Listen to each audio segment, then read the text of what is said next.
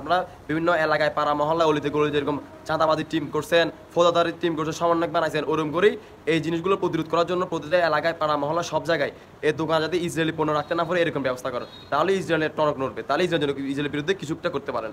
এরকম রাস্তায় মিটিং মিছিল করে, সমাবেশ করে, আন্দোলন করে মানুষ, সাধারণ মানুষ, এই দেশের সাধারণ মানুষের ক্ষতি করে, অ্যাম্বুলেন্স দাঁড় করে রুগীর সমস্যা করে ইসরায়েল বারোটা শিখতে পারবেন না। যদি ইসরায়েলের বিরুদ্ধে কিছু করতে হয় কার্যকরী পদক্ষেপ নেয়। আসসালামু আলাইকুম।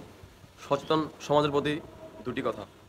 এই যে যারা এত রাস্তায় মিছিল মিটিং করতেছে, সমাজ করতেছে, আন্দোলন করতেছে, এতে কি আপনারা ইসরায়েলে কোন বালটা ছিটতে পারবেন? কিছু করতে পারবেন? বাংলাদেশ সহজ সরল মানুষকে আর কত বোকা দোষা বানাবেন? আর কত এগুলো কত রাজনীতি করবেন? ফিলিস্তিনি যে হত্যাযজ্ঞ চলতেছে এগুলো আর কত রাজনীতি করবেন? মানুষকে সরল পাই এসব আন্দোলন করে নিজেদেরকে ভালো বানিয়েছেন না, মানুষের কাছে সিম্পেথি চাচ্ছেন মানুষের কাছে, এতে বলে যে আপনাদের দল, আপনাদের সংগঠন ফিলিস্তিনির পক্ষে দাঁড়াচ্ছে, ইসরায়েলের বিপক্ষে। এই রাস্তায় মানুষের সমস্যা তৈরি করে, অ্যাম্বুলেন্স দাঁড় করাইয়ে, যানজট সৃষ্টি করে ইসরায়েল কোনো পাল্টা চিনতে পারবেন? আপনারা কিছু করতে পারবেন না। যদি ইসরায়েলের বিরুদ্ধে কিছু করা হয় কার্যকরী পদক্ষেপগুলো নেন। বাংলাদেশে যেসব দোকানে বা যেসব ডিলাররা ইসরায়েলি পণ্যগুলো রাখে এদেরকে 3 দিন, 5 দিন বা 7 দিন আলটিমেটাম দেন, এরা এই কার্যকরী দিনগুলোর মধ্যে ইসরায়েলি পণ্যগুলো বিক্রি করে দেয়, নাইলে সরাই পেলে, নাইলে ওরা ব্যবহার করার জন্য নিয়ে যায়। দোকানগুলো ইসরায়েলি পণ্য রাখতে পারবে না। 3 দিন, 5 দিন বা 7 দিনের আলটিমেটাম দেন। এরপরে যেসব দোকানে, যেসব প্রতিষ্ঠানে ইসরায়েলি পণ্যগুলো পাবেন ওখান থেকে সেগুলো তুলে ফেলে বিভিন্ন বস্তি এলাকা অসহায় দরিদ্রের মাঝে বিলে দিবেন বিনা পয়সায়।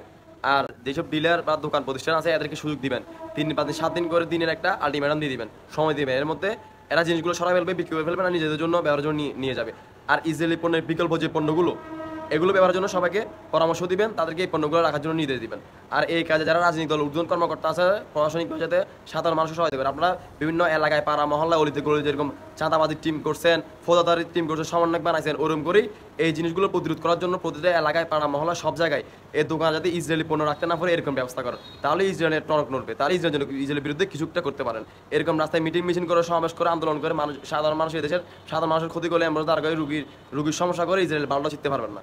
যদি ইসরায়েলের বিরুদ্ধে কিছু করতে হয় কার্যকরী পদক্ষেপ নেন, যাতে ইসরায়েলে কিছু একটা করা যায়, ইসরায়েলের টনক নড়ানো যায়। এইসব নিজ দেশের সমস্যা করে ইসরায়েল কিছু করতে নেই। ইসরায়েল পণ্য বয়কট আমাদের, ইসরায়েলের বিরুদ্ধে আমাদের এখন একমাত্র যুদ্ধের পন্থা হচ্ছে যে ইসরায়েলি পণ্য গুরুতরভাবে বয়কট করা। প্রত্যেকটা দোকানে, একদম গ্রামের দোকানে, একদম প্রান্তিক পর্যায়ে দোকান যদি ইসরায়েলি পণ্য না রাখে ওরকম ব্যবস্থা। ইসরায়েলি পণ্য যে দোকান রাখবে একটা নির্দিষ্ট সময় দেন, 2, 4 দিন, 5 দিন বা 7 দিন আলটিমেটাম দেন। এর মধ্যে যদি দোকান দিয়ে ইসরায়েলি পণ্য আসলে সব, যেই দোকান হোক, যার দোকান হোক, যে প্রতিষ্ঠানই হোক, ইসরায়েলি যত প্রতিষ্ঠান আছে সবগুলোর একদম নিশ্চিন্ন করে দিবেন। দোকানে ইসরায়েলি পণ্য যদি রাখে সেই পণ্যগুলো নিয়ে যদি খাওয়ার অযোগ্য হয় সেগুলো নষ্ট করে ফেলবেন, আর না হয় এই দরিদ্র মানুষদের বিলি করে দিবেন। আর কিছু প্রকাশতার কথা বলি, যারা ইসরায়েলি পণ্যগুলো কিনে রাস্তায় নষ্ট করে গেছে, আপনাদেরকে মাথায় ব্রেন নাই, সবগুলো মাথায় গু। আপনার টাকা দিয়ে পণ্য কিনে নষ্ট করলে ইসরায়েল কি বাল্লা ছিঁড়া যাবে? নিজের টাকা লস হচ্ছে যে আপনার তারা পণ্যের এটার প্রচার করতেছেন।